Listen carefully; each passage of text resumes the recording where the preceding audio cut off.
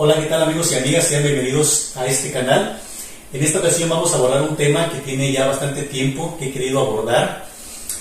Y es un tema muy sensible, es un tema de la muerte. Y no es el tema de la muerte del personaje como tal, sino es el tema de la muerte de la terminación de esta vida física, es decir, cuando fallecemos. Y es un tema sensible que a veces evadimos, que quisiéramos no tocar, pero es una situación que nos va a tocar a todos, a todas. Es una cita con el destino, pues que no se puede evitar. Así que de este tema tan sensible hoy vamos a abordar con una especialista del tema y tenemos como invitada especial a la psicóloga Luisana Maite Fuentes García. Ella es psicóloga y especialista en tanatología. Hola, buenas tardes, ¿cómo está? Buenas tardes, muy bien, muchas gracias y gracias por la invitación. Antes de abordar algunos puntos en específico, ¿qué nos puede decir de la tanatología? Pues la tanatología es el arte de acompañar a los seres queridos que se quedan después de una pérdida. Aborda también un poquito de nuestros últimos días de vida. También lo que buscamos es darle calidad de vida al enfermo. Cuando una persona tiene alguna enfermedad terminal o de sufrimiento. Cuando tiene alguna enfermedad terminal, que ya hay un diagnóstico que nos indica que ya le queda un corto plazo de vida. Es un tema sensible. Cuando hablamos de la muerte es un tema, decía yo, que quisiéramos no hablar de él, al menos no sé usted como psicóloga, no creo que haya alguien que diga, sí quiero saber de mi vida de final, ¿no? ¿Cómo se acompañaría a estas personas que están, por ejemplo, en etapa terminal de una enfermedad? Lo que buscamos, como le comentaba, es la calidad de vida, que escuchemos en este caso, la literatura nos lo marca como el moribundo, que se escucha un poquito fuerte, pero en este caso el enfermo, que lo escuchemos cuáles son sus necesidades, cuáles son sus deseos, cuáles son sus anhelos, para que de esta manera se pueda hacer una despedida con todos sus seres queridos, que en los últimos momentos tenga una calidad de vida. Y realmente está comprobado que a través de diferentes técnicas emocionales, en donde pasan los seres queridos, hacen una despedida, donde pueden conectar, disminuyen los síntomas físicos, disminuye el dolor, y esto nos ayuda hacemos mucho énfasis en la calidad de vida, porque a veces tenemos la idea de que ya por estar enfermos ya no podemos hacer nada por ellos, de que pues el sufrimiento los va a acompañar, de que el dolor los va a acompañar, pero realmente todavía son pues seres humanos, seres vivos, que los podemos acompañar en sus últimos días, que podemos hacer que su estancia aquí en la tierra todavía sea bonita, que todavía sea linda, y qué mejor que despedirse rodeado de amor. Ha habido líneas muy complicadas, a menos que yo he identificado, que es el tema de la aceptación personal. Yo, digamos que si ya tengo diagnosticado un día, no específico, pero ya un cáncer terminal, por ejemplo, donde mis días ya tengo un promedio, una esperanza de vida de 6 meses. Y pues por otro lado la familia también, porque son dos líneas, digamos, al menos yo así lo identifico, al menos, bueno, yo lo veo así, usted como especialista lo va a decir, pero en la primera instancia, ¿cómo nos ayudaría la tanatología? ¿Cómo abordar yo en lo personal ese proceso de despedida, de desapego, de aceptación de mi día de fallecimiento? Sí, por lo general el miedo a irnos, a partir, se asocia a lo desconocido, a que no sabemos qué va a pasar, no sabemos qué hay después, y nos da miedo no volver a ver a nuestros familiares, no volver a ver a nuestros seres queridos, nos preocupa qué va a pasar con ellos, si va a estar bien, quién nos va a cuidar. Entonces en la tanatología nuestro colchón y nuestras bases siempre se asocian a la religión. Cuando nos abordan el tema del miedo, de no saber qué es lo que va a pasar, pues nosotros casi siempre ya tenemos un conocimiento previo sobre qué religión es el paciente, y de ahí partimos, ¿no? Así que a dónde cree que va a ir, qué es lo que cree que va a pasar. Es también, o cuando no hay, es también trabajar esta parte de la espiritualidad, todo lo que nos aborda el espíritu, ¿no? Somos seres espirituales, entonces también es pues son bastantes cosas, también la desinformación, ¿no? Yo creo que el miedo disminuye a través de la información, de reconocer que somos seres espirituales y como nos dice la física, pues la materia no se crea ni se destruye, solo se transforma. Y hay una metáfora muy bonita que nos deja Elizabeth Kubler-Ross, que es de las pioneras en la tanatología, que nos dice que la muerte es como cuando la mariposa sale del capullo. ¿Sí? En este caso, nuestro capullo sería nuestro cuerpo. Una vez que sale la mariposa, que sería nuestra alma, y sale solo para irse a una casa más bonita. Ya esta casa, que en este caso sería el capullo, ya no nos sirve, y pues se va a una casa más bonita. Entonces, no es que vayamos a desaparecer, simplemente vamos a estar, se podría decir que en otro plano. Le voy a poner un poquito más complicada la pregunta. Me ha tocado tratar con personas, tal vez usted también, que no creen en Dios, en la divinidad, en algo más allá de la muerte, que se rehusan, que comúnmente se le llama gnósticos o incluso ateístas. ¿Cómo tratar con esas personas que dicen yo no creo en más allá? ¿Es más complicado? Sí, es más complicado. Le digo, pues nosotros vemos como nuestras bases la religión, pero realmente es la espiritualidad. No porque no practicamos una religión no vamos a practicar espiritualidad. Realmente pues hay muchas cosas que existen que no podemos ver, pero no porque no las podamos ver significa que no existen. Y es como le digo, pues realmente nosotros somos materia, entonces solo nos vamos a transformar. Y si leemos en la literatura, si leemos en diferentes casos, la ciencia nos lo explica también, como hay, a veces no lo llaman un Dios, pero saben que hay algo más, ¿no? Algo más inmenso. Y así nos vamos desde pláticas muy muy profundas, pues es analizar, ¿no? También muchas veces sentimos que somos un poco escépticos o que no creemos, pero también tiene una raíz, ¿no? O sea, porque es lo que le impide creer, que está pasando realmente. Otro tema de sufrimiento y que va de la mano, creo yo, es la familia. He conocido personas que después del fallecimiento de la persona pasan meses, incluso años con el dolor, con la no aceptación, pues con un sufrimiento. ¿Cómo acompañar a las personas, a la familia, en este caso de quien va a fallecer, desde antes de que fallezca y después? Sí, son bastantes factores los que implican ahí, porque es sobre todo desde antes, pues a veces están las problemáticas familiares, ¿no? Siempre la situación de quién va a cuidar al enfermo, entonces también a veces se van con un poquito de roces. Es sobre todo aquí manejamos muchísimo la comunicación, qué es lo que quiere el enfermo y qué es lo que quieren también las personas que están aquí. La despedida es para ambos, para la persona que se va y para la persona que se queda. Entonces todo tiene un significado. Las despedidas, en ellas incluyen los ritos, que en este caso podrían ser los funerales, el sepelio.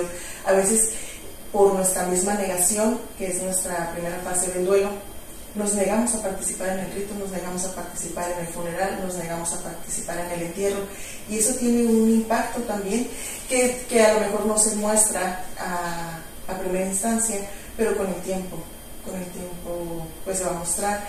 Entonces todo esto que hacemos en nuestra cultura mexicana realmente tiene un porqué, nos está ayudando, es como de manera gradual. Por eso el funeral dura 2 días y luego es el entierro. De manera gradual nos estamos despidiendo de nuestro ser querido, vamos y lo miramos, ahora sí que nos confirmamos que sí es él, y a una vez que pasa el entierro nos quedamos, y es toda esta parte de, no se trata de olvidarlo, sino se trata de reincorporarlo, no lo vamos a olvidar. Entonces vamos a reacomodar nuestra vida. Es un proceso un poquito largo, porque a veces una muerte despierta más traumas que tenemos. Entonces sí, pues es un proceso un poco largo, depende también de la historia de vida de cada persona. Sí, son situaciones muy complejas el tema de la muerte. Desde el que fallece, el que se queda. ¿Qué cree usted que es más difícil para la gente que se queda? ¿Alguien que fallece de forma repentina o alguien que va en una enfermedad terminal? ¿A quién le cuesta más abordar el duelo, la aceptación? Yo considero que cuando fallece de forma repentina, cuando fallece así de que ya sabemos, ahí ya empieza nuestro duelo. Desde que sabemos que ya va a partir, ahí ya empieza nuestro duelo. En cambio, cuando fallece de manera repentina, tenemos que trabajar todas estas situaciones que quedan inconclusas, como le digo. Cuando sabemos que ya va a fallecer, todavía podemos trabajar la despedida. A veces ahí es cuando nos animamos a decir lo que toda la vida le hemos querido decir. Y ambos, es cuando ambos se animan. En este caso el enfermo y el ser querido también. Entonces, cuando fallece de forma repentina, hay que trabajar todas las formas inconclusas y se quedan con esa sensación de lo hubiera querido ver por última vez. Aquí en México, Maite, hay otros lugares del mundo donde el tema de la muerte se ve de forma muy diferente a como se ve en México. Ciertos países, ¿no? En general se ve, digamos, de forma generalizada la muerte pues como un proceso pues que nadie quiere y le rehuimos, pero hay ciertos lugares donde ciertas tradiciones que ven desde niños inculcan a las personas a ver el tema de la muerte como algo natural. Es decir, así como nacemos, pues va a haber un día que vamos a fallecer, y es un proceso de, sobre todo el budismo que tiene oportunidad de conocer, donde incluso hay, claro, los le llaman grandes iluminados, que cuando ellos dicen ya mi vida, creo que ya hice lo que tenía que hacer, es momento de regresar a la fuente, con Dios, la divinidad, como se le quiera nombrar, es momento de irme y vamos a hacer una despedida, no tanto así como reírnos, pero sí una fiesta de despedida con la gente, con la familia, los conocidos. Y si me hace algo, tal vez suene loco, Maite, pero se me hace algo racionalmente pues natural, si lo vemos en el sentido de que vamos a morir todos, ¿no? Dice un autor, que ahorita no me acuerdo el nombre, que pues que en realidad la muerte es una forma de irnos porque no estamos acostumbrados a irnos de manera consciente. Es decir, si tuviéramos un nivel de conciencia con ese, de espiritualidad, como usted mencionaba, de conscientemente decir, pues ya viví lo que tenía que ir, me voy a ir, de tener una certeza de que hay algo más, sin decir, bueno, pues ya me voy, pero como no la hay en general, pues huimos.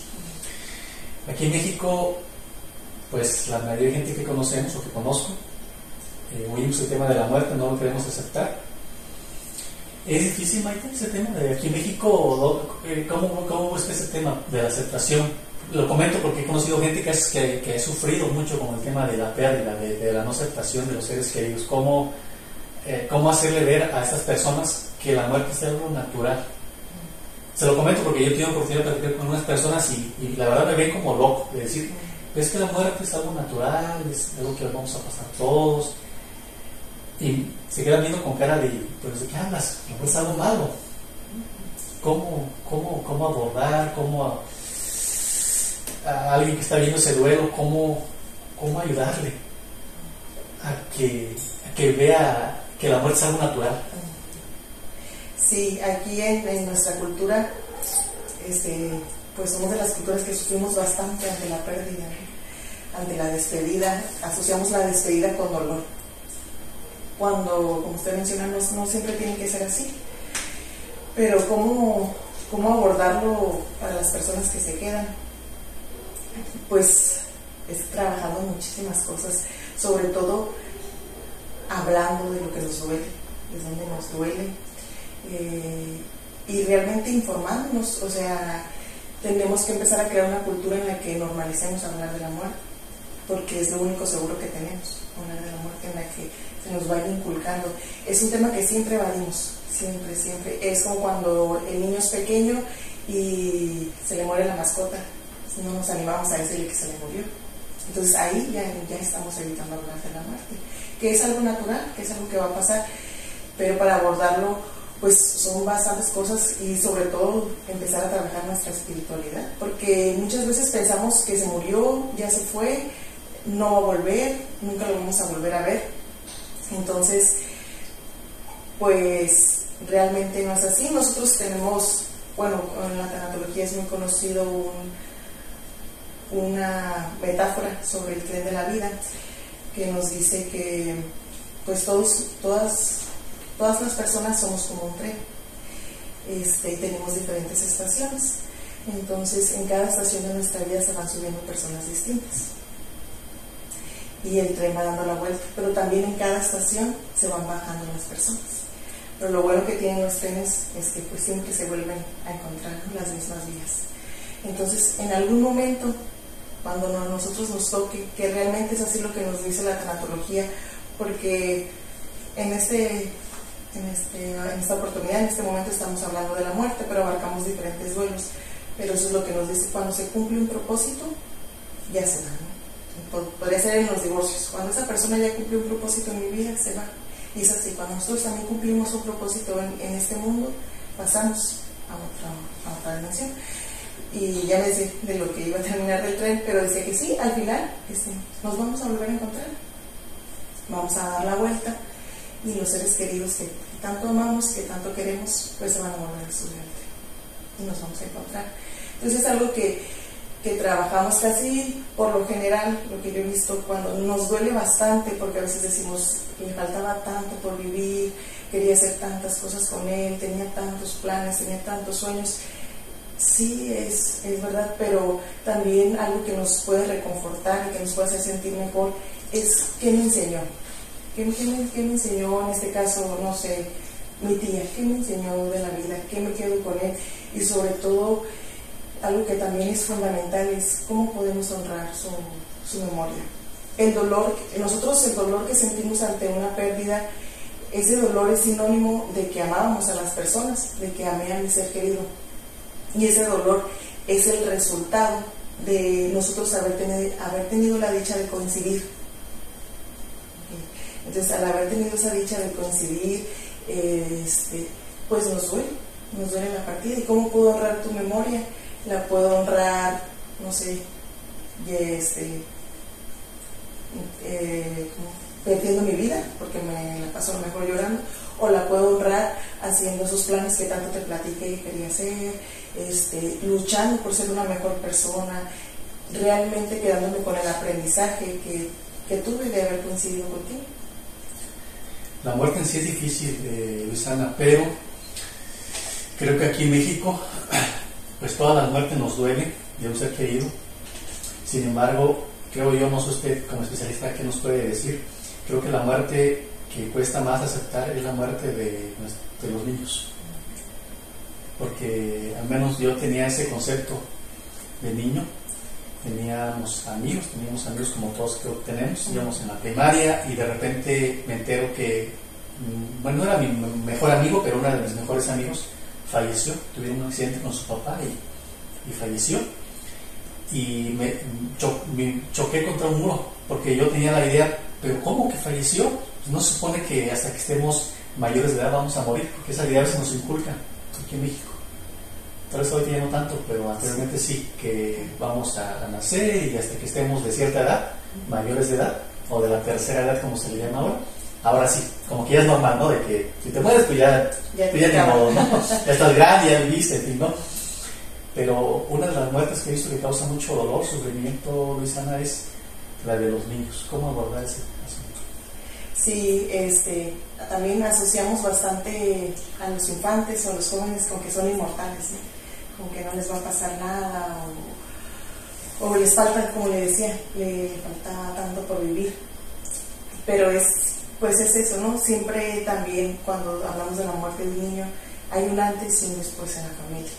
Entonces, ¿qué fue lo que vino a transformar? ¿Y qué fue lo que me vino a enseñar? Realmente estamos aquí para aquí en el mundo, las personas, para crecer de manera espiritual. Tenemos todo lo que nos pasa en nuestra vida, de ello podemos obtener un aprendizaje para tener un crecimiento espiritual. Y una de las grandes lecciones que venimos a aprender es el amor incondicional, como nos dice el maestro Miguel Ruiz en su libro de Eros. Venimos a aprender sobre el amor incondicional. Entonces, pues de ahí partimos.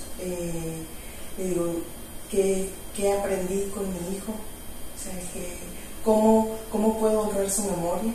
Y no porque no esté, ya no tengo contacto con él. Me refiero a que yo les he dicho a algunos de mis pacientes, cuando morimos, cuando estamos vivos, en momentos estamos con la persona física, ¿no? Estamos con la persona, pero cuando morimos, pues ellos pasan a otro plano en el que siempre están con nosotros. Entonces, siempre están con nosotros, aunque no los podamos ver, pero siempre están. Y es también lo que nos habla la espiritualidad, tener esa seguridad de que están, porque pues si indagamos un poquito más, pues así es. No, como le decía, no porque no podamos ver tantas cosas significa que no exista. Es como cuando tenemos un presentimiento también. A veces decimos, como yo le decía ahorita, siempre anhelamos cuando son muertes repentinas esa despedida, ese abrazo, ese último beso que me hubiera dado en vida. Pero en la literatura sobre la tanatología nos dice que siempre que morimos, nuestro espíritu sale de nuestro cuerpo y puede andar por diferentes partes, ¿no? Entonces siempre que morimos, pues nuestro espíritu ya no tiene los limitantes que tenemos como persona física. Entonces, por inercia, vamos con nuestros seres queridos y nos despedimos. De una manera, a lo mejor no lo notamos, o a lo mejor es eso. Yo pienso que ese presentimiento que sienten las mamás, porque sentimos los familiares cuando decimos, le pasó algo malo, ya pasó algo malo, a lo mejor pues era ese abrazo, ¿no? Esa despedida de ya me voy. Otra de las muertes que creo que duele mucho, al menos yo lo he vivido con personas con las que he platicado, son las muertes violentas, que también son, en sí la muerte es dolorosa, pero ¿qué decirles, psicóloga, a las personas que nos están viendo, qué decirles a quienes están pasando, al menos aquí en México, pues tristemente no he visto las noticias que pues ha habido mucha violencia? ¿Qué decirles a esas personas que están pasando por un duelo de alguien de personas que su hijo falleció por un acto de violencia? Sí, aquí de hecho, ahora que lo mencionan, pues aquí en México, ¿no? Y en la zona también en la que vivimos se da bastante las desapariciones, que yo considero que es todavía peor. ¿Por qué? Porque no podemos llevar a cabo el rito que es tan importante, no podemos llevar a cabo el funeral, el entierro, lo que hacemos en el panteón. Entonces no hay un cuerpo al que llorar. Cuando son muertes violentas, en ocasiones yo he notado que a veces los papás dicen, digo, y casi siempre lo presienten, mis pacientes me han dicho, es que yo ya lo sabía, aunque es muy muy doloroso aceptarlo, pero dicen, yo ya lo sabía, ya lo presentí.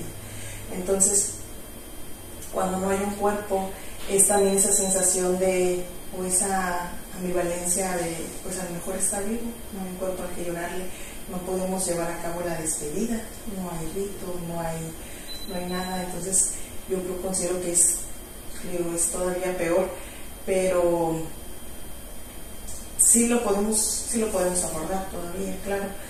Es igual con diferentes, pues en la tanatología existen diferentes autores sobre lo que son las etapas del duelo.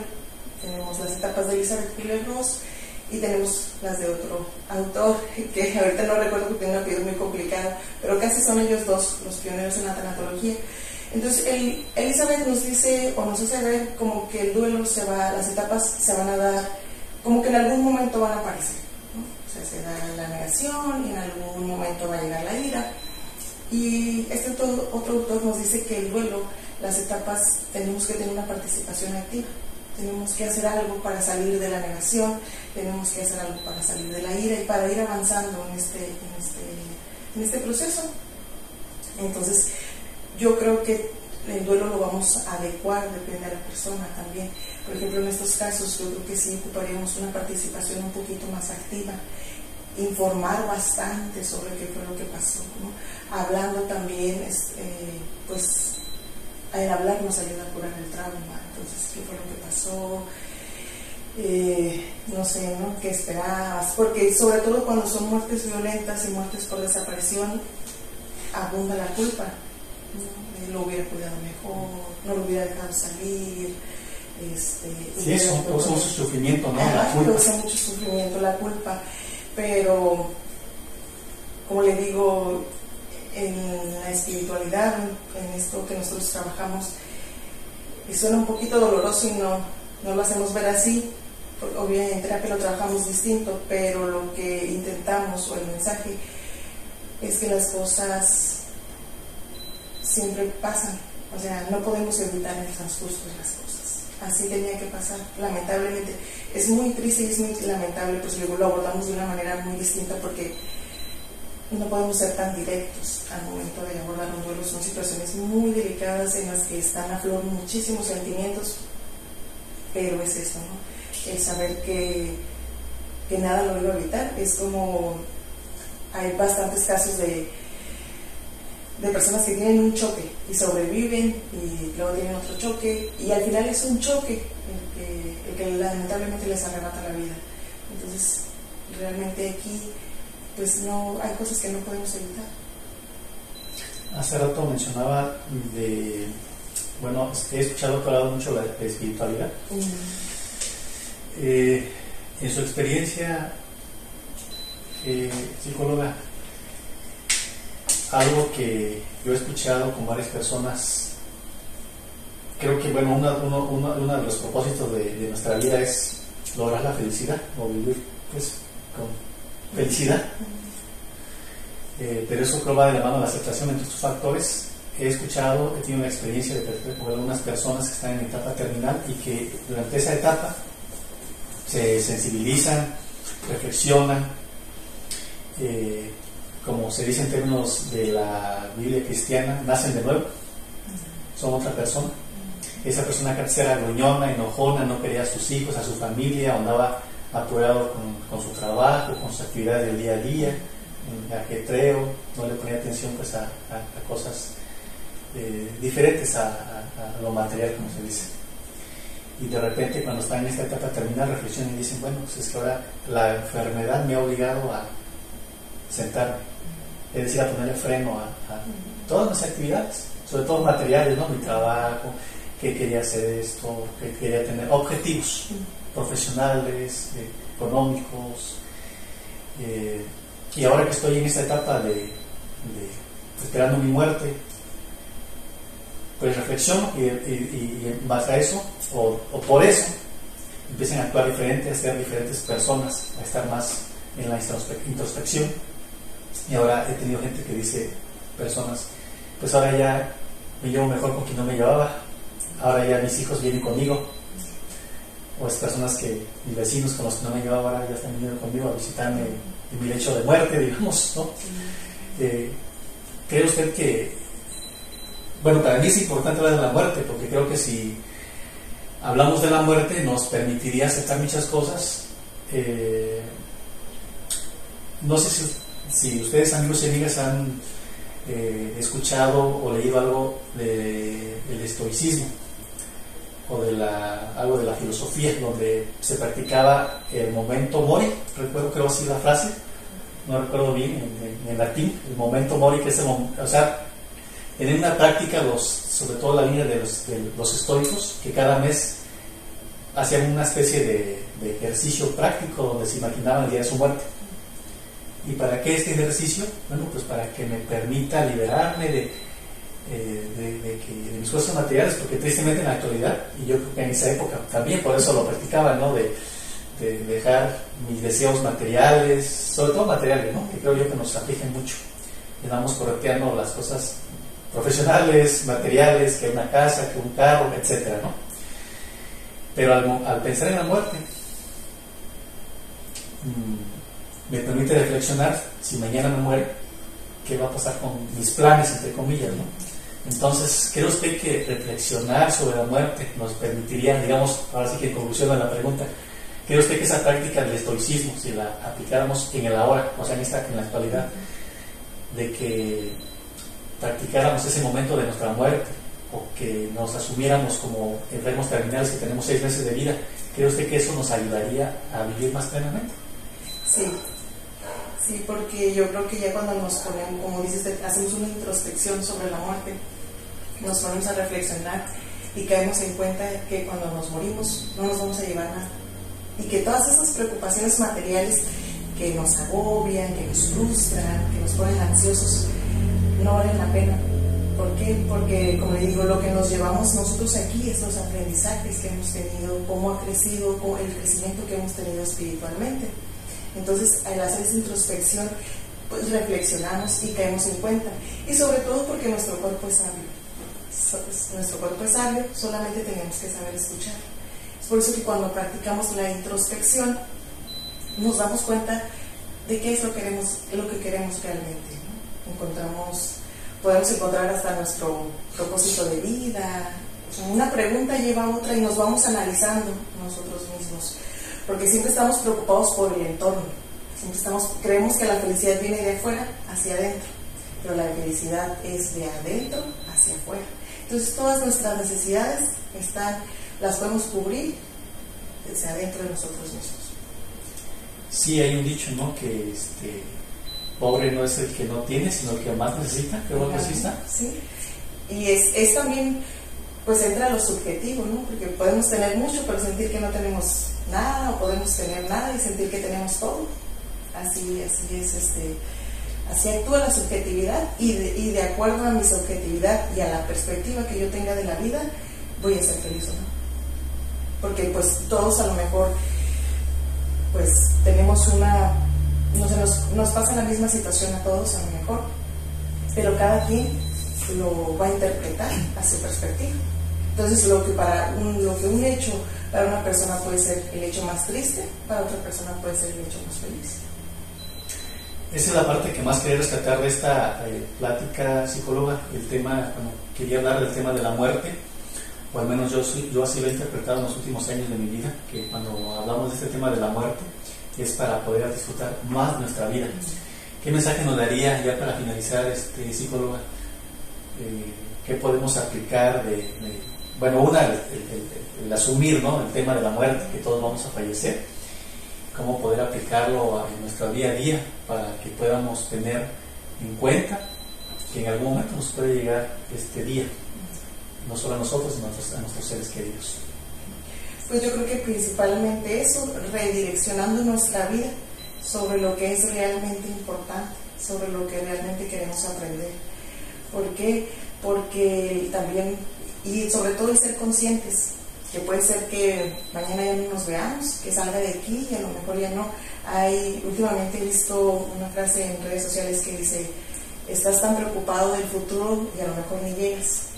Y es real, ¿no? Sobre todo vivir el presente, conectar con el aquí y el ahora, que muchísimos autores nos hablan del aquí y del ahora. Entonces el vivir en el presente, el conectar con el aquí y el ahora, y el ser conscientes de que estamos aquí de paso, que somos pasajeros, nos va a llevar a redireccionar nuestra vida a lo que realmente queremos, a nuestros verdaderos objetivos, y a disfrutar hasta los pequeños placeres de la vida, porque puede ser que mañana ya no tenga ese placer.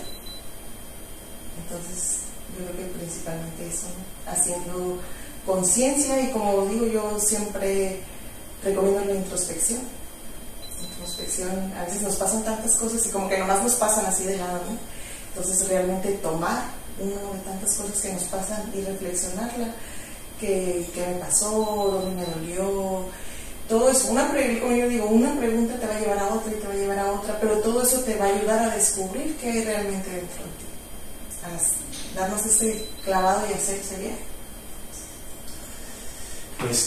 Psicóloga Luisana Maite Fuentes García, muchísimas gracias por estar con nosotros hoy. Esperemos que no sea la última vez y sigamos abordando este tema que yo creo fundamental. No es porque me quiera morir, sino, insisto, como decía al final, yo creo que si aceptamos la muerte nos permitiría ser pues más felices, ¿no? Así que muchas gracias por estar con nosotros. Muchas gracias por la invitación y espero pues haber resuelto alguna de sus dudas y también que sea como una introducción al tema, abordarlo ya de manera personal un poquito más, investigar y dejar un poquito al lado el miedo, poco a poco. Perfecto. Amigos y amigas, pues gracias por estar con nosotros y no se pierdan las próximas entrevistas. Gracias por estar con nosotros y nos vemos en una próxima ocasión.